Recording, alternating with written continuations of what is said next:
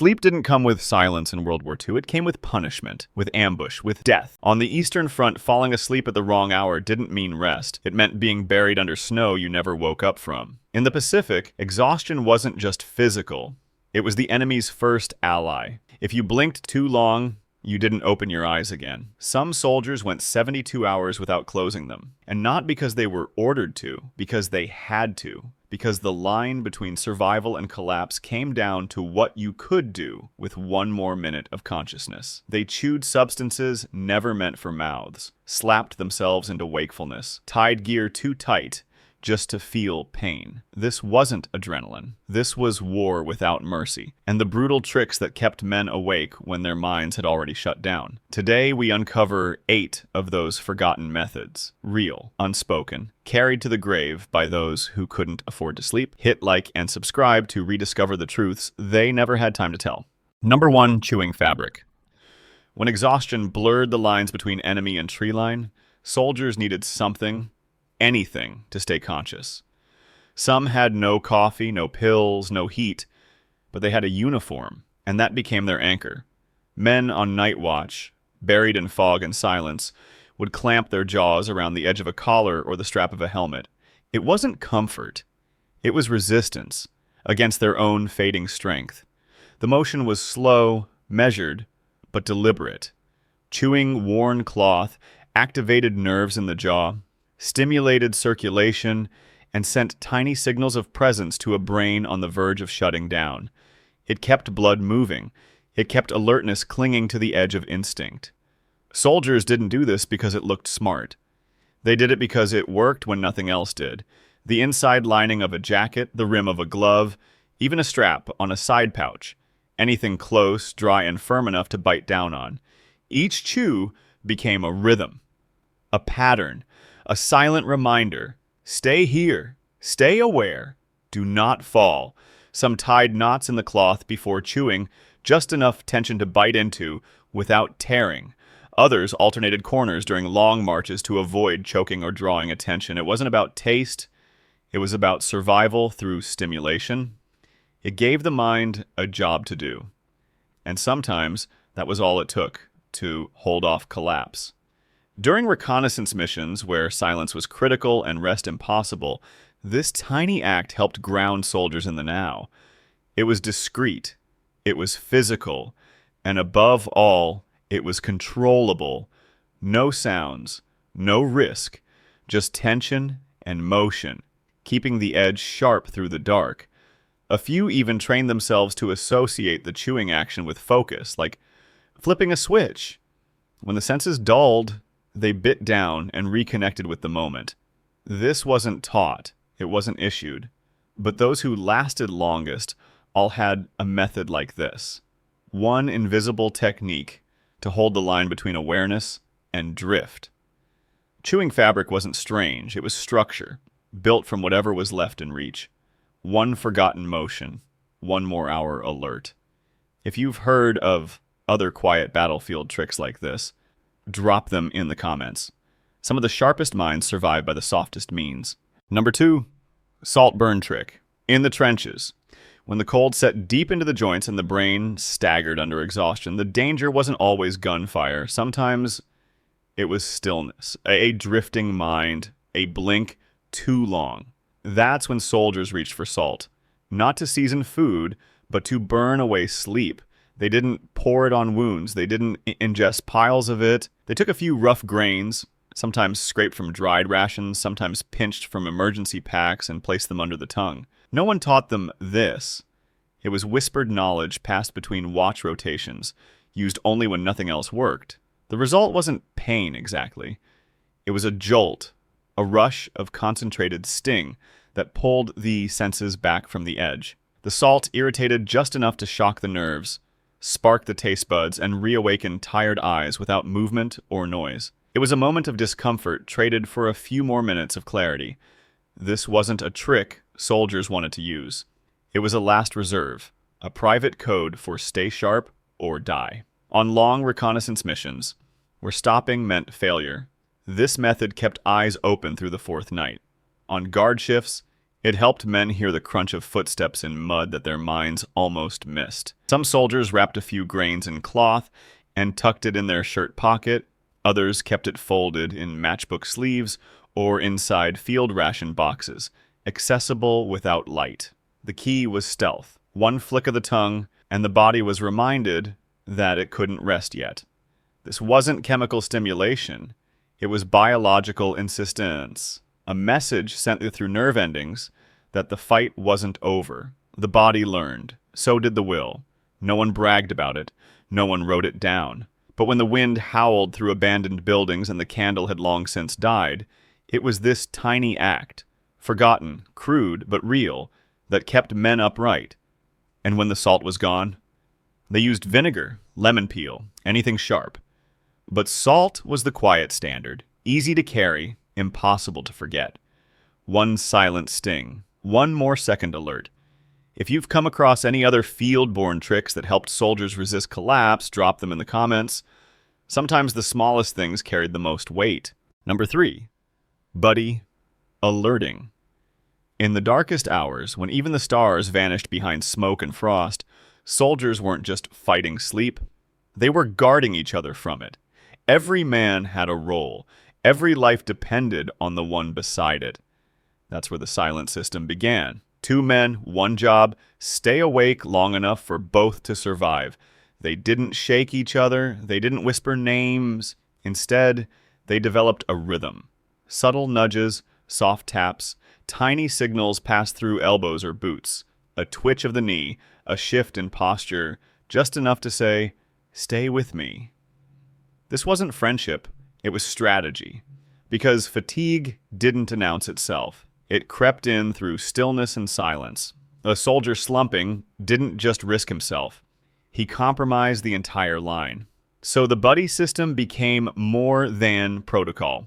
It became instinct.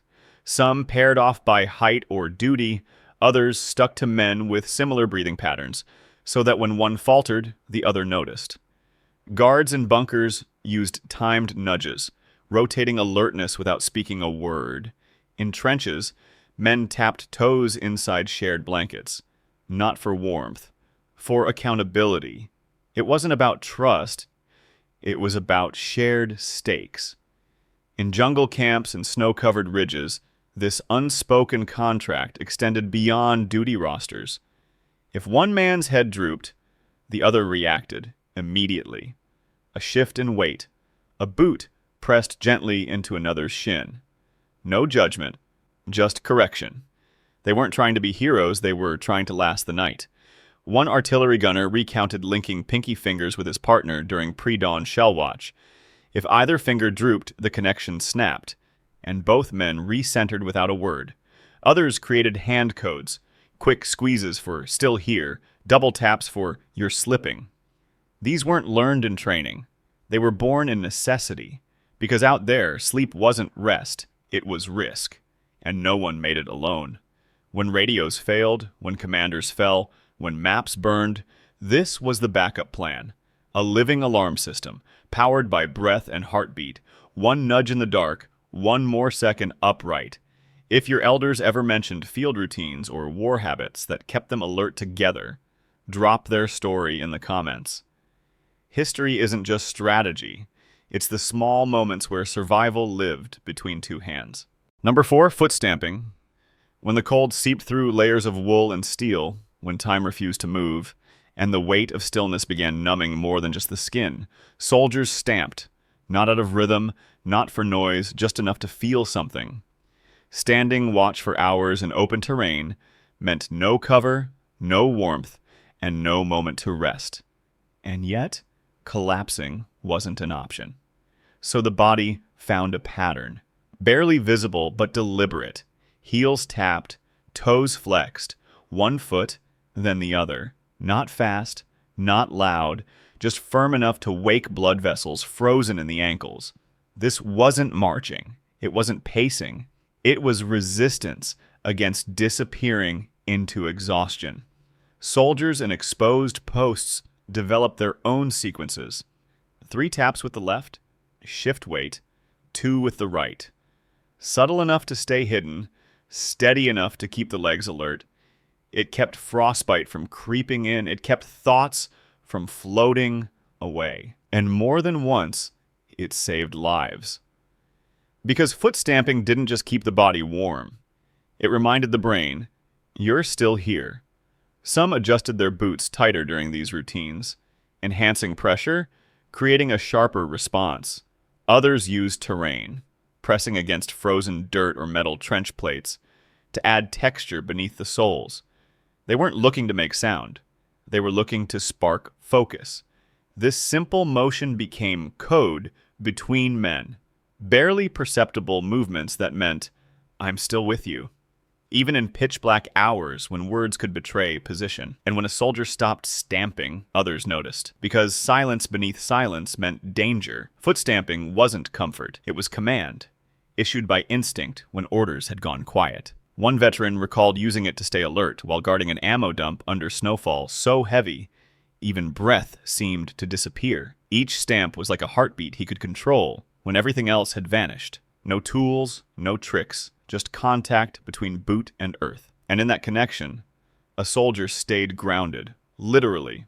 One quiet tap, one more hour, aware. If you've seen any forgotten body techniques soldiers use to outlast exhaustion, share it in the comments. The war was loud, but survival often whispered through the soles of their boots. Number 5, exposure to night air. Inside a trench, warmth wasn't comfort, it was a trap. Soldiers learned this early. When breath turned invisible and the body relaxed into stillness, the line between rest and unconsciousness blurred. In those moments, the one weapon against fatigue wasn't fire. It was cold. Some men would step away from their positions, not far, just enough to feel the open air. No cover, no wall, no helmet shadow, just exposure. The night did the rest. A blast of frozen wind across the eyes, damp air slicing past the neck. That first shock to the cheeks wasn't pleasant, it was necessary. It reminded the brain of the war still happening around it. They didn't wander, they didn't talk, they just stood where the wind could strike hardest, for as long as they dared. It wasn't bravery, it was self-preservation. Too long in a dugout, too many hours against sandbags, and the body began betraying itself. Muscles slackened, vision tunneled. That's when exposure became medicine. Some soldiers left a glove off for minutes at a time, using fingertips to feel the sting. Others lifted helmets briefly, letting air hit sweat-drenched scalps. It wasn't about cooling down, it was about restarting mental engines. This was no ritual, it was instinct, shaped by hours of silence and the awareness that sleep never asked permission. And it wasn't always safe. Too much time outside meant frostbite. Too little, and nothing changed. Balance was survival. One scout on a forest line patrol described walking 3 paces into the open every half hour, just enough for his body to remember danger, for his nerves to wake up. He never spoke of it as strategy. He called it letting the cold remind me I was alive. No equipment, no sound, just skin and sky. When firelight faded and nothing moved, this simple exposure became clarity. It sharpened the senses, cut through mental haze, and pushed the soldier back into the present. Even seconds were enough. A gust against the eyelids, a flinch from chilled wind. These weren't discomforts, they were defenses. And in a war where alertness was life, cold air became the quietest ally. One breath outside, one more second awake. If you've ever come across forgotten methods like this, where nature, not tools, helped men endure, share it in the comments. The elements weren't always enemies. Sometimes they were the reason soldiers made it to dawn. Number 6. Forced focus object. Some battles aren't fought with bullets, they're fought inside the mind, against drift, blur, and the seductive pull of sleep. World War II soldiers, pushed beyond normal limits, often found themselves locked in hours of stillness. No marching, no firing, just waiting and trying not to shut down. In those moments, they turned to objects. Not weapons, not gear, just something small to stare at. It could be a dented coin, The scuffed head of a cartridge, the curve of a watch hand, or a scrap of paper worn soft from folding. The size didn't matter. What mattered was purpose. The idea was simple: give the brain one job. Not a big one, just enough to prevent it from collapsing inward. Some soldiers trained themselves to study every scratch on their dog tags, memorizing positions, counting grooves, following edges with their eyes until time passed. Others focused on the shadow their knife cast in the moonlight, tracking its motion like a compass needle. One infantryman recalled tracing a bullet casing's rim with his fingertip for 6 hours straight, just to stay inside the present. This wasn't distraction. It was survival through precision. By locking attention onto something tangible, the mind stayed tethered. Even if muscles begged for rest, even if thoughts spiraled, that narrow visual anchor became a rope tying reality to consciousness.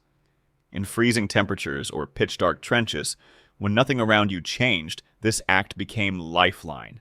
It was control, quiet, intentional.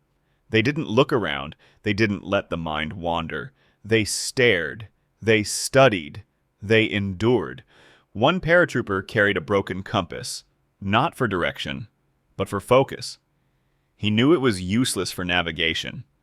But when the wind howled and his boots filled with snow, the cracked glass beneath his thumb gave him something to hold on to, something to keep the dark from pulling him under. This was never issued in a manual. No officer assigned it. But it worked, because when the body begins to fail, the mind is the last defense. And sometimes, staying alive meant watching a single shape for just one more minute. One forgotten habit, one more moment awake. If you've heard of any focus rituals soldiers use to anchor their minds, drop it below. Even silence can teach, if you know where to stare. Number 7. Dry ration chewing. In the dead hours between bombardments, when the mind sagged under weight heavier than any pack, soldiers reached into their pockets, not for weapons, but for food they had no intention of swallowing. Dried biscuits, old beans, broken chunks of hardtack that had survived weeks in crushed tins. They chewed, not for taste and not for hunger, but because their jaws moving meant they were still present. The act was subtle, quiet, almost mechanical, but behind it was intent. Grinding through brittle food required effort. It demanded tension from muscles that fatigue had nearly switched off. Every bite kept the jawline alert, kept saliva moving, kept the throat warm, and more importantly, it kept the brain tethered to reality. Most soldiers didn't have caffeine, some had no fire to brew anything, but everyone had rations. And even when they had no appetite, they understood one truth: motion was survival. So they chewed, slow, deliberate, sustained. The hardness of the food was an asset. Cracks and pops beneath the teeth sent sound through the skull, creating an internal rhythm the mind could cling to. It became a metronome, a ticking pulse in the middle of nothingness. In guard rotations where speaking was forbidden and footsteps had to vanish, chewing became the only allowable movement. It didn't require light, it didn't draw attention, but it helped time pass without surrendering to stillness. One soldier in a snow-blown valley near the Ardennes carried broken ration bars in his sleeve. Not for nutrition, just to bite, hold, and slowly crush between molars while watching the ridgeline for movement. His report later noted that he remembered more details that night than any other, simply because his mind had been anchored by that repetitive motion. Some even reused the same food pieces, tucking chewed fragments into cloth wraps to avoid swallowing, only to draw them out again later when the body sagged once more. It sounds desperate. That's because it was. This wasn't eating. This was endurance repurposed. No sound, no fuel, just pressure between teeth and the smallest reminder: you're still in this moment. Dry food wasn't nourishment. It was resistance. A final barrier against collapse, carried in a pocket, engaged without effort, and effective when everything else failed. One hardened bite, one more hour alert. If you've heard of other field habits that transformed basic supplies into lifelines, share them in the comments. In war, survival often came down to using what didn't seem useful at all. Number 8. Cold water splash. When the battlefield stood still and even danger seemed to pause, the real threat crept in. Fatigue deep enough to blur sound, slow reflexes, and turn sharp eyes dull. Soldiers knew the enemy wasn't always outside the trench. Sometimes it was inside their own skull. That's when they reached for the coldest thing they had left, water. Not to drink, not to wash, but to jolt the system awake. Whether pulled from canteens tucked under jackets or scooped from frozen puddles in foxholes, that splash served a single purpose: disruption. The liquid struck skin like a slap. Face, neck, ears. In that one moment, the numb mind flinched back into the present. It wasn't comfort. It was alarm. Men on perimeter duty often carried a few ounces aside, reserved not for hydration, but for moments when the weight behind their eyelids became heavier than their rifle. One tap, one flick, and clarity returned. Temporary, but real. Sometimes soldiers used the condensation inside their helmets, rubbing it against the temples or beneath the chin. In colder regions, this meant risking frostbite, but it also meant one more minute of awareness when minutes mattered most. No one announced this, no one asked permission. It was understood, a shared method passed between tired glances and unspoken nods. Even in tight formations, soldiers turned slightly, cupped their palms, and let water strike their cheeks. The result wasn't visible, but it was effective. It pulled the breath back into rhythm. It snapped the spine straight. It restored posture before the body sagged too far. This wasn't dramatic. It wasn't loud. It was quiet survival, hidden in routine. One soldier recalled using melted snow after 6 hours of still guard duty, icy enough to burn, sharp enough to wake. He kept a cloth soaked with it folded in his coat lining, re-wetting it every chance he got. It didn't keep him warm. It kept him here. One freezing shock, one more second aware. If you've discovered similar tricks buried in wartime history, drop them in the comments. Sometimes the simplest acts held back the darkest falls. They didn't have energy drinks, headlamps, or digital watches. They had threadbare socks, empty stomachs, and 3 days without sleep. And still, they endured. Every trick you've seen in this video wasn't just desperation. It was devotion. Devotion to the man standing next to them, to the mission they couldn't abandon, and to the lives they hoped to return to someday. It wasn't about being tough. It was about holding on, by whatever means remained. Chewing fabric, staring at a bullet casing, splashing cold water at dawn just to remember who they were. These weren't hacks. They were fragments of human will, buried deep inside moments the world was never supposed to see. And yet, some of you have. Maybe your grandfather told you, maybe your father hinted at it once and never spoke of it again. If they ever shared a habit, a ritual, a strange little thing they did to keep going in the war, tell us. Write it in the comments. Don't let it vanish. Because sometimes the smallest memory is the only monument a soldier ever gets. And the more we remember, the less they're forgotten. Like, subscribe and keep their fire alive, one story at a time.